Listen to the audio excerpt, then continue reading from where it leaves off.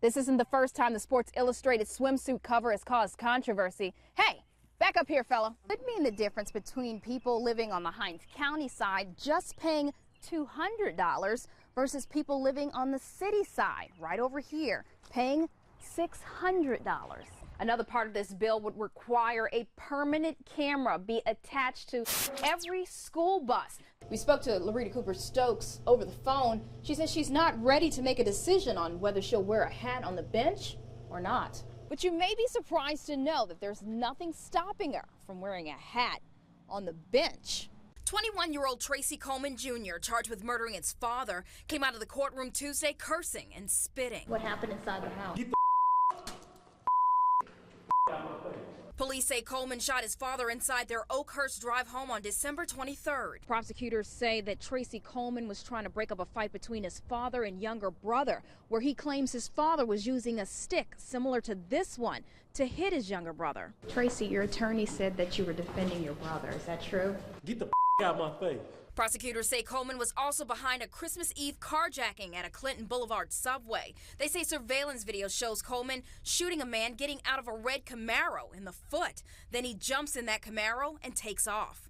Police say Coleman drove that Camaro to Missouri, where detectives say he robbed a KFC and another business at gunpoint before Missouri state troopers arrested him. In Jackson, Tammy Reporter, 16 WAPT News. The cover, so racy, we decided not to show it all on TV. Oh, I don't like that. You don't like that? No way. That needs to go.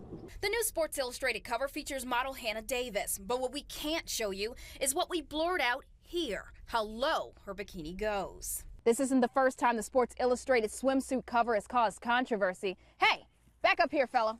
Of course, a little bit, racy, but it's no different than any of the other covers in years past. Ann O'Connell is a veteran model from Jackson. She says she's heard plenty of questions about the annual swimsuit edition over the years. But very few get this kind of reaction. The cover just revealed, and well, it's revealing.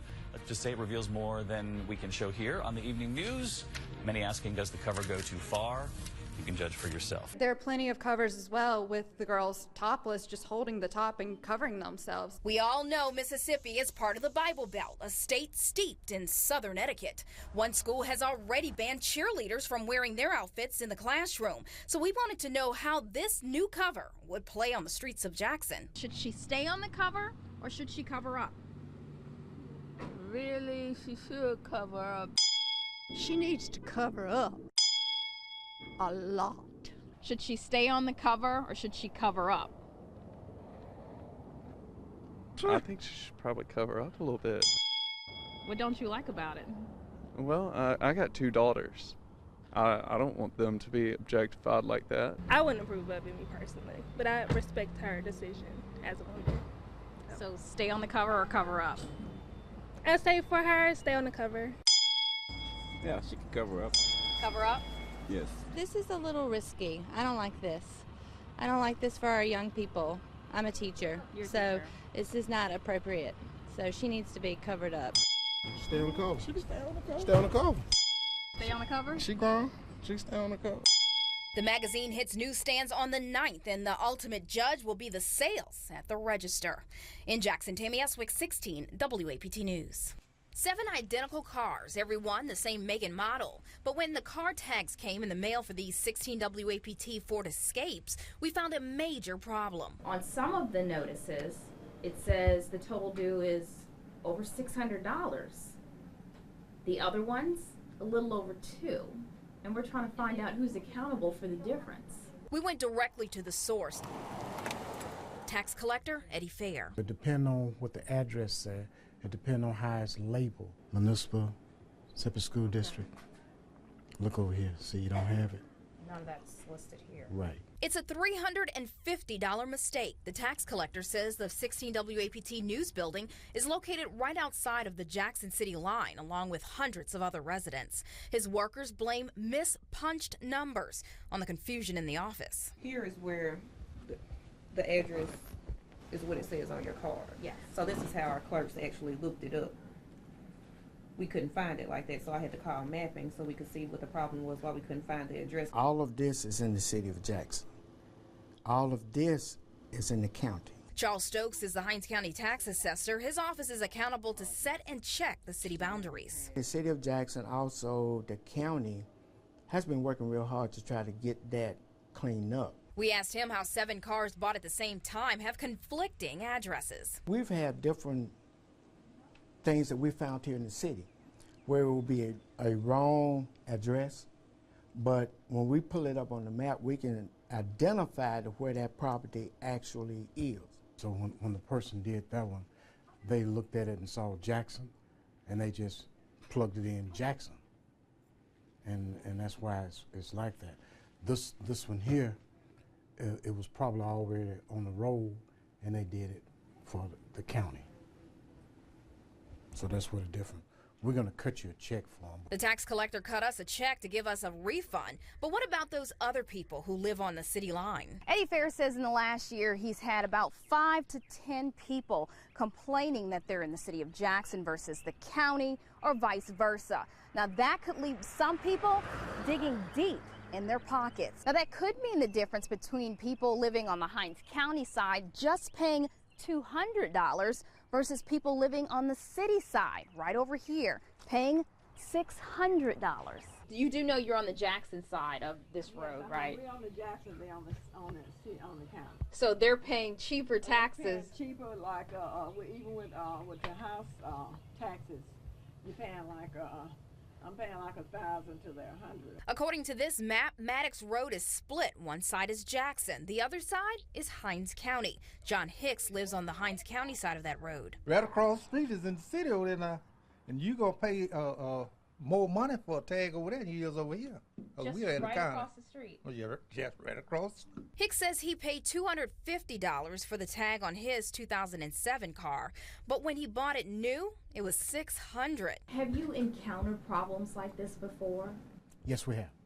Yes, we've had people sometime who would, the address may say Jackson, especially when they changed some of they did some annexation. Some of them say Jackson, but yet still it's in the county. And we have to look up, we have to make sure that the tax assessor has that information, has it correctly.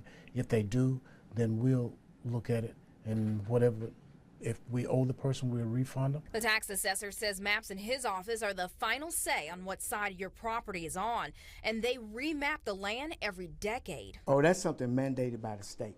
We have to do it every 10 years. Really? Yeah. And when's the last time we did it? We just did it 2014. These will not move. They stay the same. And the only thing we do is try to correct them if there's any wavering in them. And that's why we got the new flyover air photography and stuff that is dead on. So a warning tonight, if your property falls close to a line like this one, keep a close eye on your bill. If you don't want to pay taxes, you better leave your car alone. In Hinds County, Tammy Reporter, 16, WAPT News. Cameras are everywhere, places like businesses, in and around houses. Turns to the side where you can put them in your pocket. And now, even on cops' uniforms. But one state lawmaker says she wants them inside and outside of every school bus in Mississippi. I think people are better behaved if they know that they're being recorded. State Representative Rita Martinson is from Madison. She says House Bill 16 will stop people from breaking the law in the buses and on the road. There are people who still continue to go around that school bus, and that is, it lays open the chance that a child could get killed. Part of the bill would make traffic camera companies hook up special cameras on the outside of school buses that take pictures like a street traffic camera. That image captured so that there's no doubt when they receive that picture of their car and the license tag, they know that's them. It's a gotcha moment. They should stop anyway when they see the stop sign. When the stop sign open up, they should stop anyway. The stories can be heartbreaking. In 2013, a little girl lost her foot when a school bus hit her while she was walking to her house. And just last month, paramedics took 3 students to the hospital after a car ran into the back of a Hinds County school bus.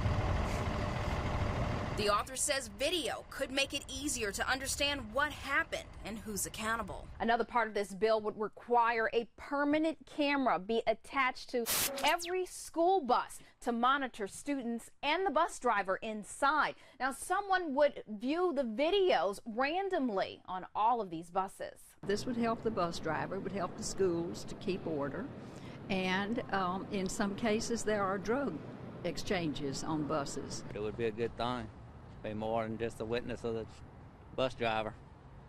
Do you think sometimes the kids get blamed for things when it's actually the bus driver or something like that? Yep.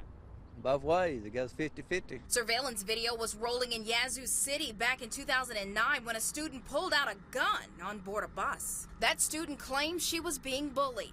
Sherilyn Miller is the CEO for Jackson Public Schools. That's the second largest district in the state with more than 300 buses running every day. It's certainly welcome. Certainly it's not a panacea. It's not a cure-all for all issues, but I think anything that is committed to ensuring safety for our students and staff is a good idea. But she says cameras won't fix the root of the problem. We expect a certain level of professionalism with our drivers and appropriate behavior from our students, even in the absence of a camera. Martinson says the beauty of the bill is that the monitoring company pays the full cost of the install, so a zero cost to the taxpayer and hopefully less school bus incidents. In Jackson, Tammy Eswick, 16 WAPT News.